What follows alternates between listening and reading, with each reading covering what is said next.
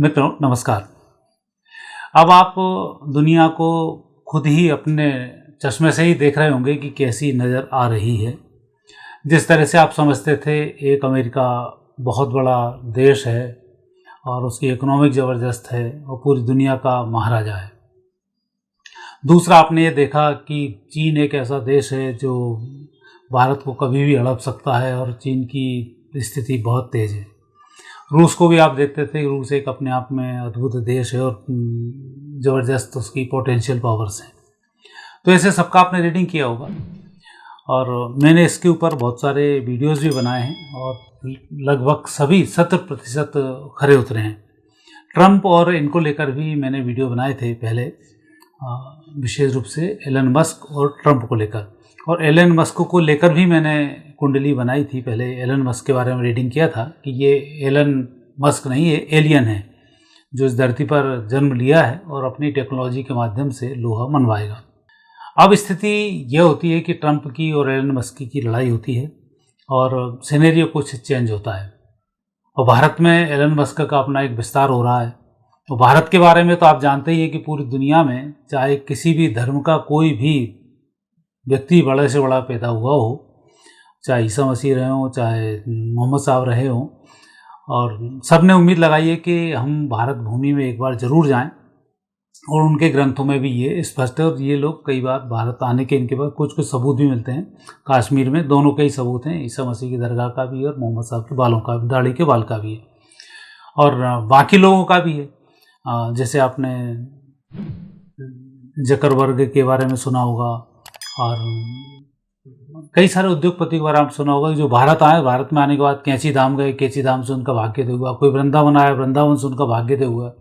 तो जिन उद्योगपतियों की हम बात करते हैं कि ये तो भगवान को नहीं पूजते, वो जब तक भारत में नहीं आए तब तक वो सफल भी नहीं हुए हैं। ऐसा आप उनकी हिस्ट्री से देख सकते हैं। अब एक स्थिति यहाँ पर भी आती है एलन मस्क की।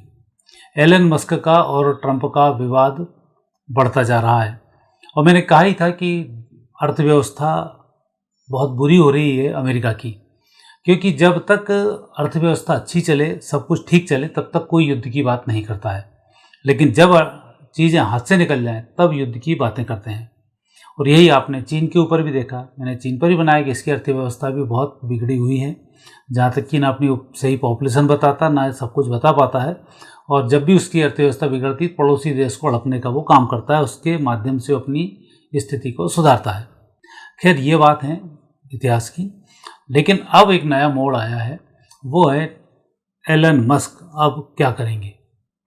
तो एक बहुत बड़ा एक सूत्र मैं आपको बताऊं। एलन मस्क के पिता हैं इराल मस्क, पर अभी ही भारत दौरे पर जून के स्टार्टिंग में ही थे। उनका एक इंटरव्यू पेपर में छपा था और उसमें उन्होंने एलन मस्क को सलाह दी है कि भारत एक बार ज़रूर जाएं। और मुझे आश्चर्य होता है कि एलन मस्क भारत नहीं आए। आगे भी उन्होंने कहा है कि क्योंकि वो खुद भी एक बड़ी कंपनी के एडवाइज़र हैं और उसी के सिलसिले में यहाँ पर वो आए थे, तो ऐसा नहीं वो व्यक्ति छोटे मोटे हैं और एलन मस्क की भी तारीफ़ भी करते हैं और उनके कद्दावर होने की बात भी वो करते हैं। साथ ही जब भारत में उनका प्रवेश हुआ है और भारत की भूमि से उनका परिचय हुआ है, तब उन्होंने कहा है कि विश्व में सनातन ही शांति का प्रवर्तक है और सनातन के माध्यम से ही सब कुछ ठीक हो सकता है। एक स्टेटमेंट तो उनका ये रहा। दूसरा, भगवान शिव के बारे में उन्होंने कहा कि शिव ऐसे हैं जब सब इनको मान लें तो कुछ भी चीज़ असंभव नहीं है। ये भी दूसरा उनका एक स्टेटमेंट रहा। तो जो व्यक्ति विदेश में रहता हो, विदेश के सारे काम करता हो, जब भारत आता है तो भारत की भूमि से इस प्रकार से प्रभावित होता है। ये प्रभावी कोई उनको डोरे नहीं डाले हैं, किसी ने उनके ऊपर तलवार नहीं रखी है कि आप धर्म की बात करो, किसी ने उनको चावल की बोरियां देकर नहीं कहा है कि रोटी की व्यवस्था करो या पैसे ले लो, वो भारत के बारे में बोलो। ये वो लोग हैं जो दुनिया देख चुके हैं, सब धर्मों को जान चुके हैं और आखिरी में फिर उन्हें शांति की जब बात आई तो भारत की उन्होंने बात की। और इसी संदर्भ से बात जुड़ी है एलन मस्क, भारत, मोदी और ट्रंप की, जिसकी मैं आपसे अभी चर्चा इस वीडियो में करूंगा। मित्रों, मेरे वीडियो कुछ दिन के बाद लोग कॉपी करके 2-3 घंटे बाद ही भेजना शुरू कर देते हैं, कुछ का कुछ भेज देते हैं, तो आधी अधूरी जानकारी आप तक पहुंच पाती है। तो कृपया इस चैनल को सब्सक्राइब करना आप नहीं भूलें ताकि सही जानकारी आप तक पहुंच जाए। तो सबसे पहले मैं ट्रंप की कुंडली लेता हूँ, फिर मैं बात करूँगा एलन मस्क की और उसकी बात करूँगा बाद में मोदी जी की कुंडली की। और तीनों में क्या तालमेल बैठेगा कि एलन मस्क अब भारत की ओर रुख करेंगे और भारत की अर्थव्यवस्था में फिर ये 4 चांद लगाएंगे। आने वाले समय में एलन मस्क एक अच्छे रूप से भारत के सपोर्टर बन के उभरेंगे, लेकिन इसमें थोड़ा सा टाइम लगेगा क्योंकि अभी कई चीज़ों को टूटने में थोड़ा समय लगता है। तो पहले बात करते हैं ट्रंप की। ट्रंप की कुंडली में सिंह लग्न में मंगल विराजमान है, गुरु दूसरे स्थान पर हैं, केतु चंद्र चतुर्थ भाव में, सूर्य राहु हैं 10वें भाव में, बुध एकादश में है और शनि शुक्र हैं द्वादश भाव में। और अभी इनको गुरु की महादशा 2016 से 2032 तक चल रही है। तो ग्रह योग तो इनके बहुत क्लियर हैं, 2016 से 2032 तक इनकी तरक्की के। लेकिन अभी जो समय चल रहा है वो समय थोड़ा सा टफ समय है, लेकिन उन खुद के लिए अच्छा समय। अब जो भी वो काम करेंगे लोग उनको सुनेंगे, लोग उनको महत्व देंगे, सारे काम करेंगे, लेकिन ये लंबे समय तक नहीं हो पाएगा क्योंकि अभी जो समय चल रहा है वो है 28 सितंबर 24 से 28 मई 2027 तक। गुरु में शुक्र है, शुक्र की इनकी स्थिति बहुत अच्छी है, तो ये जो भी बोलेंगे लोग सुनेंगे। लेकिन जैसे ही सूर्य आएगा, सूर्य इनका फिर नेगेटिव रहेगा और मार्केट भी बनेगा। एक तो स्वास्थ्य पे इनका प्रभाव बढ़ेगा और दूसरा पॉलिटिकल रूप से संकेत बहुत अच्छे नहीं मिल रहे हैं आने वाले समय में। हो सकता है कि मुझे वहाँ के उसका आइडिया नहीं है, एक मध्यवर्ती होते हैं नहीं होते हैं, लेकिन 27 के बाद स्थिति बहुत खराब होने वाली है। ये ट्रंप की कुंडली उनके संकेत देती है। और नवंबर आते आते सब कुछ नेगेटिव होने लग जाएगा नवंबर 2025 के बाद।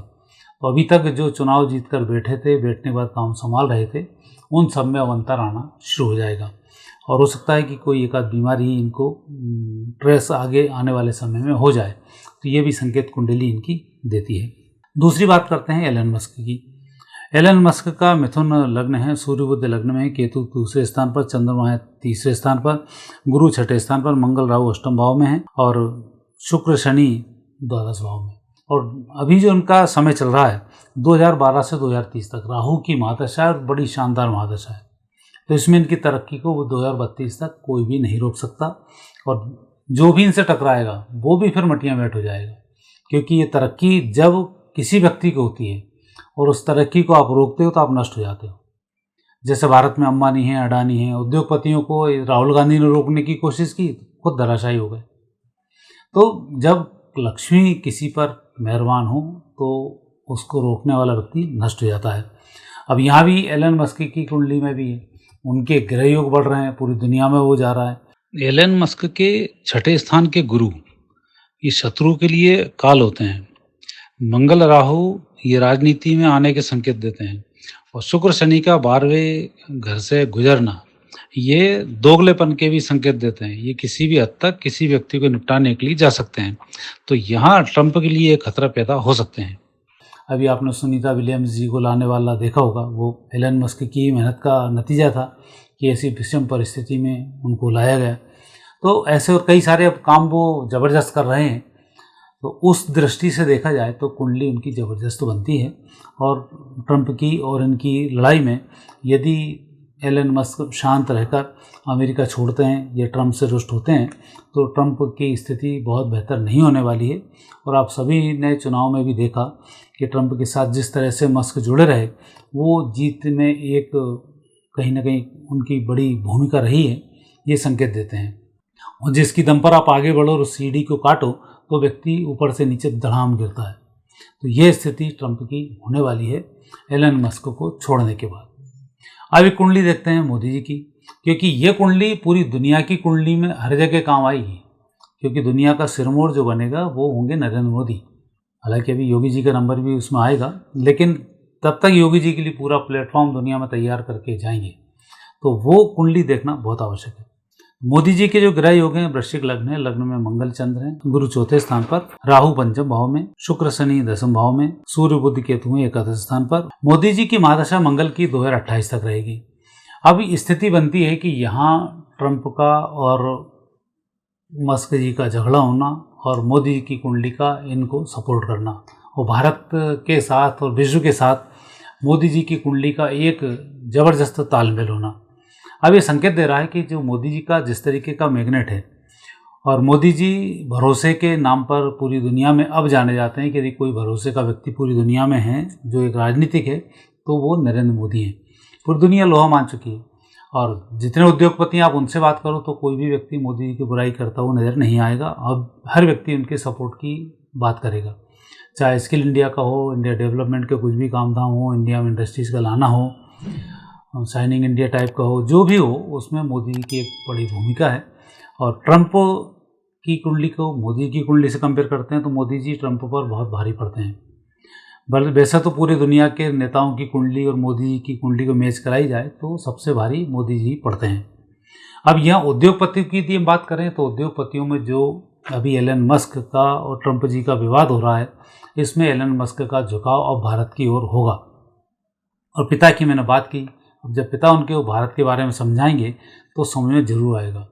क्योंकि आप कितने भी बड़े लेवल तक आप वैज्ञानिक हो जाओ, कितने भी बड़े लेवल के आप साइंटिस्ट हो जाओ, चाहे आप लेक्चरर बन जाओ, प्रोफेसर बन जाओ, डॉक्टर बन जाओ, जब आपका लेवल पूरा बन जाता है तो फिर ब्रह्म की तलाश शुरू होती है।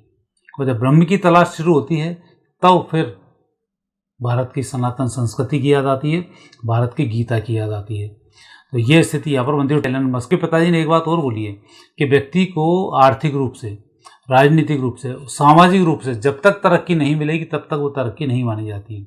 उन्होंने अपने बेटे एलन मस्क को चेतावनी भी दी है कि अकेले धन के दम पर आप कुछ नहीं कर सकते, आपको राजनीतिक और सामाजिक दोनों स्तर पर भी मेहनत करनी होगी और उसके लिए भारत से अच्छा कोई देश नहीं है। ये स्थिति अब बनने वाली है। यदि मोदी जी की कुंडली को एलन मस्क से हम मैच करते हैं तो इनके चंद्र के योग ही दोनों के बहुत अच्छे बनते हैं। वृश्चिक और सिंह राशि में बहुत अच्छा तालमेल होता है, यह भी संकेत देता है।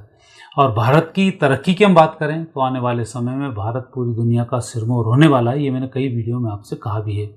और ऐसे समय में जब मस्क भी भारत की तरफ मुख करेंगे तो मस्क की भी तरक्की होगी और भारत को भी इसका लाभ मिलेगा। और आने वाले समय में एक नया गठजोड़, जैसा भी ट्रंप और मस्क का था, वो गठजोड़ अब मोदी जी और मस्क का आने वाले समय में होगा, जो अच्छी स्थिति को दुनिया के मामले में दर्शाता है। तो भारत में इनका अच्छा योगदान आने वाले समय में होने वाला है, ये ग्रह योग इनके संकेत देते हैं। और भारत निश्चित रूप से विजय की ओर जाएगा, सनातन की स्थापना होगी। 2032 के बाद फिर भारत का स्वर्णिम काल शुरू होगा, जिसकी गणना मुझे 2035 के आसपास से शुरू हो जानी चाहिए। वो उस समय के ग्रह योग के अनुसार फिर निकलेगी कि कब कैसा होने वाला है। तो मित्रों, ये वीडियो आपको कैसा लगा? चैनल को सब्सक्राइब करना नहीं भूलें। आगे फिर नए विषय के साथ आपसे भेंट होगी। आज्ञा दीजिए, नमस्कार।